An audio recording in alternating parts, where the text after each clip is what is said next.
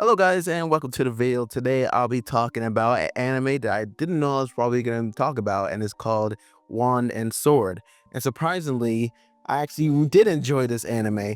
I went into it thinking that it's just a another Black Clover essentially. But after watching a few episodes of this anime, I really got a chance to go at it at an open mind. And if you guys like this video, which you guys like and subscribe.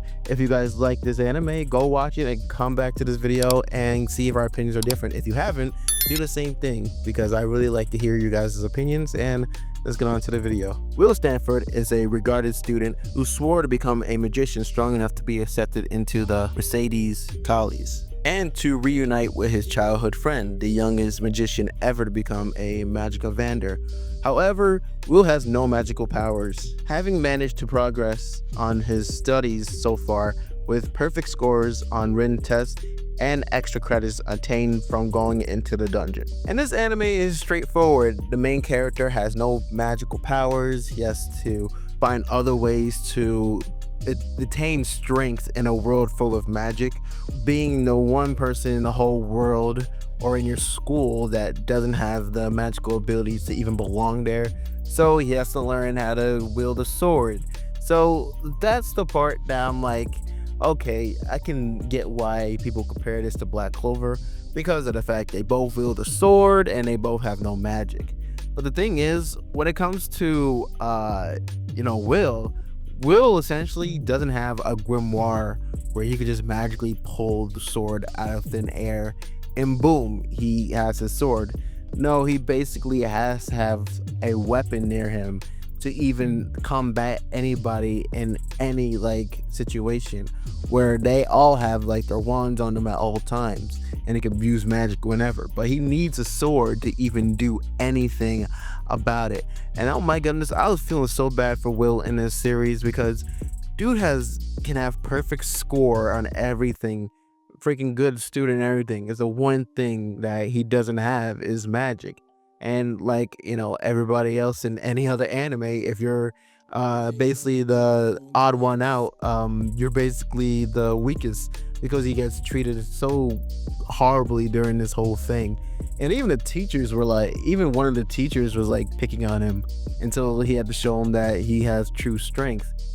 And it kind of shows that he is probably more mentally stronger than half the students, because granted that there's at one point where he was just feeling defeated, and until he got his sword and he found a way to get credits without even having magical abilities, and he wasn't even allowed to carry around his sword at all times. He's basically only allowed to use it in the dungeon. So obviously not everyone's gonna see his true strength in this whole series. And another thing about this series, the world building, and I can't wait if they do have a second season. I can't wait how they expand on the whole other world in this series, because it was very interesting and kind of remind me of the Motosho Tensei world building before they decided to go left on the whole thing. But it was really interesting to see how the world is, because in the series you have all these 4 strong characters, but there might be strong in that kind of sense where in the school they're strong, but they're basically a big fish in a small pond, where it's basically that they are the strongest in the school, but when it comes to them, they're just little ants compared to people who are in the Vander and above them. They're trying to prove themselves to make them not seem weak. And it kind of gives a perspective that every person with magic doesn't mean that they're going to be the top level at any time in the situation. Take Scion, for example. Dude is basically one of the strongest people in the school, but compared to his peers, they don't really notice him that much.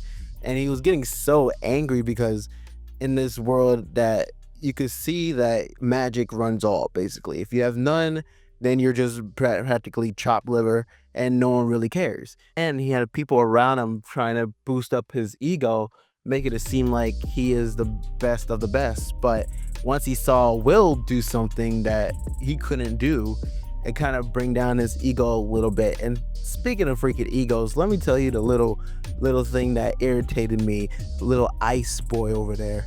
Julius has been probably one of my least favorite characters in this show. And out of all the people in this world, I was so happy that he got what he deserved, because I never see someone with such a big ego in my life. And it was so hilarious to see him lose. Out of all the characters who've been mean to Will, I wanted him to lose the most, because goodness gracious, man. Like, he's a perfect example that legit you have all the freaking power in the whole world, but at the end of the day, there's someone who could beat you like that. And Will is basically have the plot armor to even help him out, because let's be honest, technically speaking, if it wasn't for the fact that he was the main character, I'm pretty sure he'll lose, to be honest.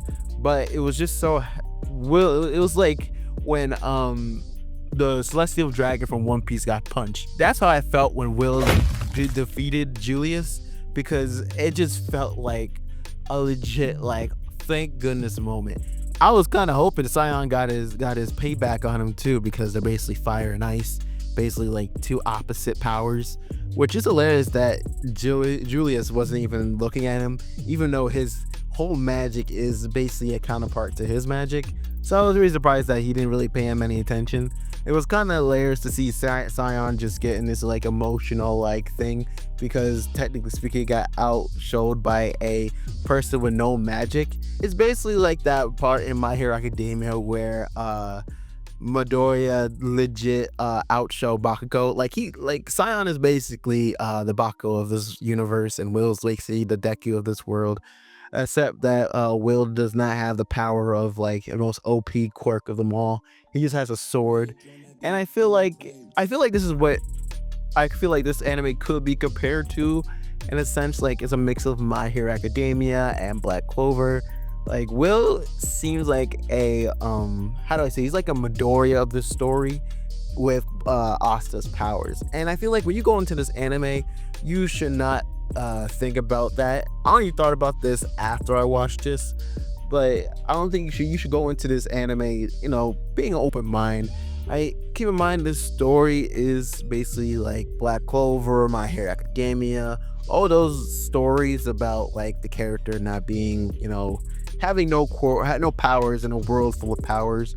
But I feel like you should have an open mind, and I had an open mind, and I actually really enjoyed this anime, and I can't wait to see if they have a next season or not, because the world, I am very interested into the world of this show, because it seems like it's a lot that could go on, and I hope it's not predictable in a sense, but I really hope that this series goes on so we can explore the world a little bit more. But yeah, if you guys like this video, make sure you guys comment down below. Tell me if you guys like this anime. If you've watched it, comment down below. If you have not, are you gonna give it a watch? And I'll see you guys later. Peace.